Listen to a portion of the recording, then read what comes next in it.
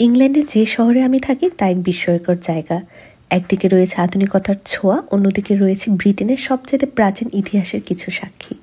তো সেদিন আমি ক্লাস শেষ করে বার্মিংহামে সিটি সেন্টার চলে যাই এবং সেখান থেকে আমি আর্ট অ্যান্ড মিউজিক্যাল যেই মিউজিয়ামটা আছে সেখানে যাই। সেখানে সেদিন একটা কনসার্ট হচ্ছিল এবং আমার মনে হলো যে এত মানুষের ভিড় ছিল, দিনটাও ভালো, সামার ছিল এবং সেখানে মানুষের কনসার্ট সব কিছু মিলে আমার মনে হয়েছে যে আমি একটু ঘুরে দেখি। তো মজার ব্যাপার হচ্ছে বার্মিংহামে প্রায় এই সিটি সেন্টারে ভাসমান দোকান, খাবার স্টল আর কনসার্টের আয়োজন করে থাকে। শহরটা সবসময় একটা উৎসব মুখর সময়ের মধ্য দিয়ে পার করে, বিশেষ করে ক্রিসমাসের সময়। এখন তো চারদিকে খুবই আলোর সজ্জা এবং পুরো শহরটা খুব সুন্দরভাবে সাজানো হয়েছে, দেখলে মনে হবে কোনো একটা কার্নিভাল।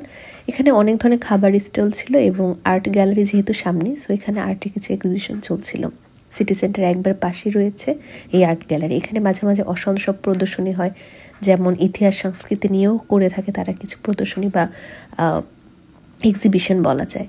সো এই শহরটার এইখানে ঘুরলে আমার মনে হয় যেন এক শহরের ভিতর আরেক শহর লুকিয়ে আছে, এরকম একটা অবস্থান।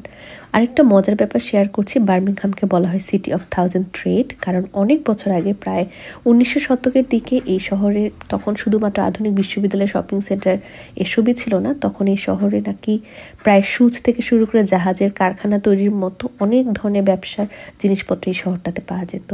তাই এই শহরটা তার ব্যবসায়িক কারণে অনেক প্রতিষ্ঠিত বা প্রসিদ্ধ হয়ে রয়েছে। লন্ডন থেকে এই বার্মিংহাম ইংল্যান্ডের দ্বিতীয় বৃহত্তম শহর। এর দূরত্ব মাত্র 1 ঘন্টা 20 মিনিট ট্রেনে করে আসলে। সো যারা এই শহরে আসে তারাই সবাই পছন্দ করে বার্মিংহাম সিটিকে।